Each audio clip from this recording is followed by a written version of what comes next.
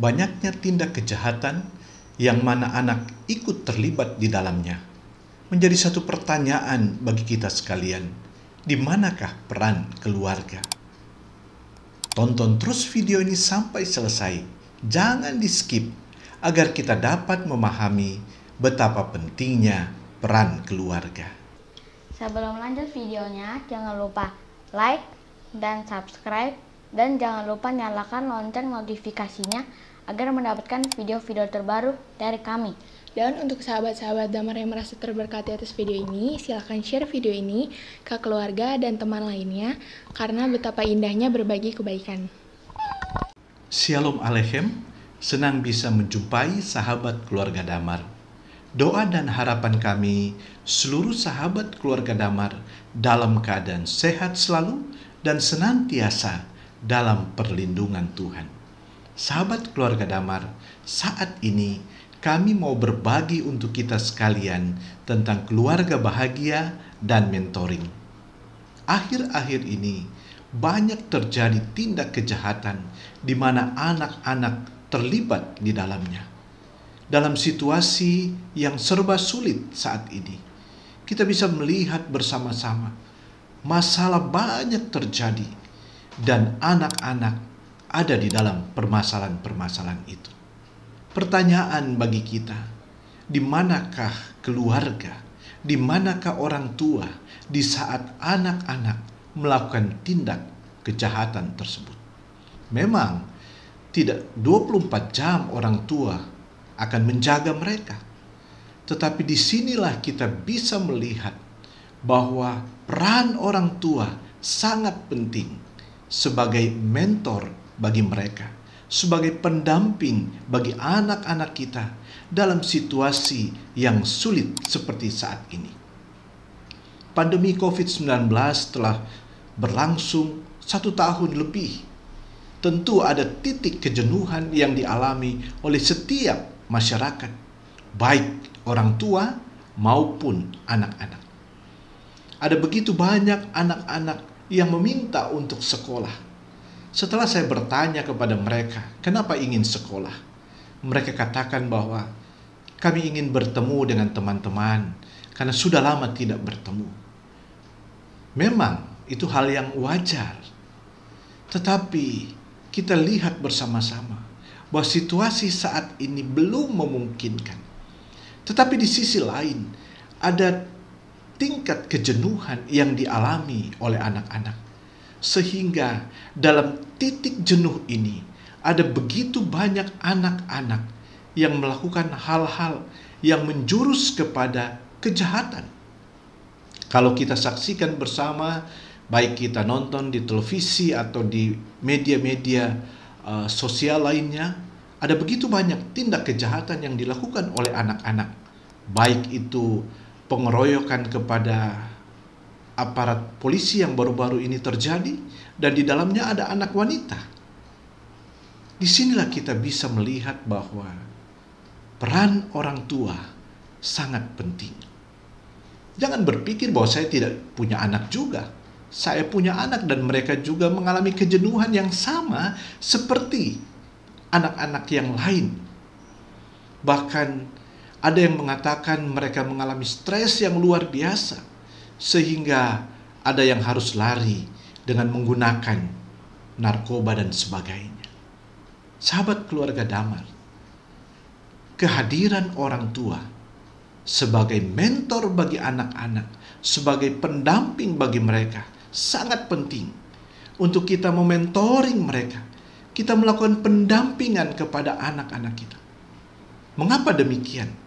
Sebab anak-anak kita masih banyak yang labil.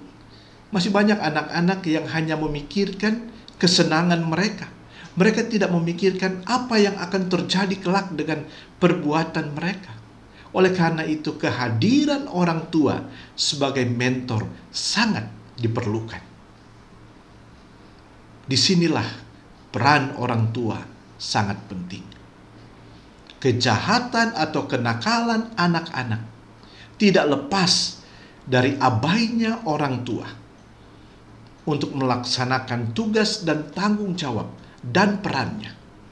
Jangan kita beralasan bahwa kita sebagai orang tua sibuk untuk bekerja. Bekerja adalah kewajiban kita sebagai orang tua. Tetapi tidak menafikan tanggung jawab kita sebagai mentor, sebagai pendamping bagi anak-anak kita.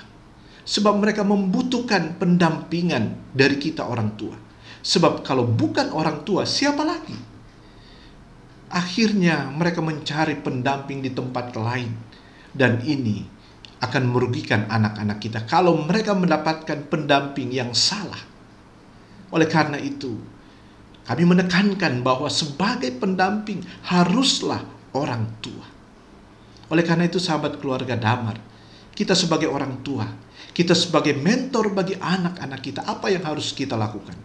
Satu hal yang mendasar dan yang paling penting sebagai orang tua menjadi mentor bagi anak-anak kita, yaitu bagaimana kita sebagai orang tua menanamkan nilai-nilai kebenaran kepada anak-anak kita, sehingga mereka dapat memahami jati diri mereka.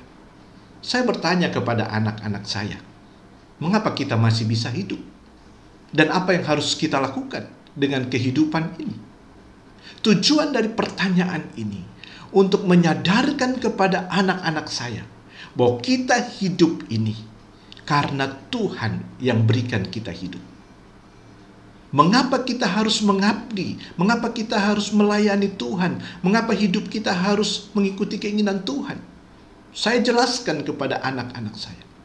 Supaya apa? Supaya mereka menyadari sebagai anak. Mereka tidak hanya menuntut untuk melakukan apa yang mereka inginkan, tetapi tujuan dari hidup ini adalah untuk bisa berbagi dengan orang lain, untuk bisa menjadi berkat, untuk bisa menyenangkan orang lain, untuk bisa menyenangkan orang tua, terlebih Tuhan. Sehingga saya katakan kepada anak-anak, kami sebagai orang tua menyadari titik kejenuhannya. Tetapi mari kita lihat bersama bahwa ada hal yang jauh lebih besar, yaitu keselamatan.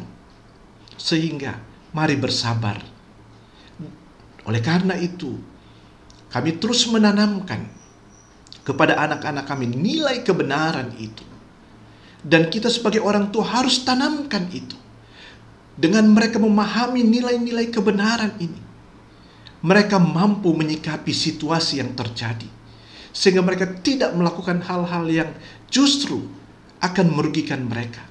Tetapi di dalam hati mereka telah tertanam bahwa mereka hidup, mereka harus melakukan sesuatu yang baik.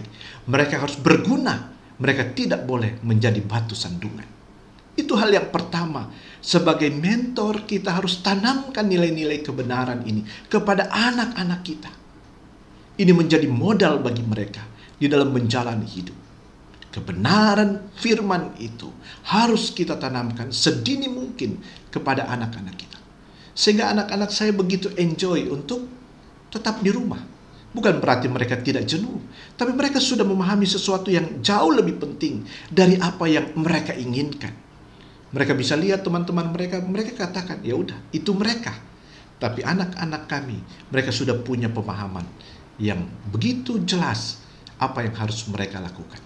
Yang kedua, setelah kita menanamkan nilai-nilai kebenaran, marilah kita mengarahkan anak-anak kita kepada hal-hal yang positif, kepada hal-hal yang berguna sesuai dengan hobi mereka misalnya.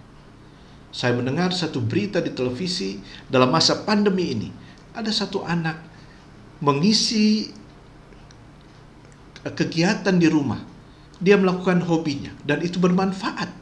Bahkan menghasilkan uang. Dia bisa membuat miniatur mobil-mobilan dan dia bisa jual. Dan saya juga katakan kepada anak-anak saya, apa yang menjadi hobi kalian? Lakukan itu di rumah. Untuk kebaikan sehingga tidak merasa jenuh. Gitu. Jadi kita tidak hanya mengarahkan mereka tetap tinggal di rumah. Tapi mari kita juga mengarahkan mereka untuk melakukan sesuatu yang positif di rumah. Yang bermanfaat bagi mereka. Bahkan juga bagi orang lain. Ada banyak hal. Kalau mungkin orang tua mengalami kebingungan, bisa searching di Google dan sebagainya, kita bisa lihat. Ada banyak sebenarnya yang bisa dilakukan di rumah bersama dengan anak-anak. Bawa mereka untuk bisa membantu kita di rumah. misalnya anak perempuan, untuk bisa masak, itu hal yang positif. Dan yang terakhir, kita sebagai mentor bagi anak-anak kita, jadilah sahabat bagi anak-anak kita. Kita harus membuka diri, apapun yang mereka mau ceritakan, jadilah sahabat bagi mereka. Mungkin ada hal-hal yang tidak kita sukai, tetapi terimalah itu. Justru disitulah kita bisa mengarahkan mereka, kita bisa membimbing mereka, sehingga mereka tidak melakukan hal-hal yang tidak diinginkan. Sahabat keluarga Damar, kita mau membangun satu keluarga yang bahagia. Mari sebagai orang tua, jadilah mentor bagi anak-anak kita. Biarlah apa yang kami sampaikan ini boleh menjadi berkat bagi seluruh sahabat keluarga Damar, baik bagi orang tua dan bagi anak-anak. Tuhan Yesus memberkati seluruh sahabat keluarga Damar. Shalom Aleichem.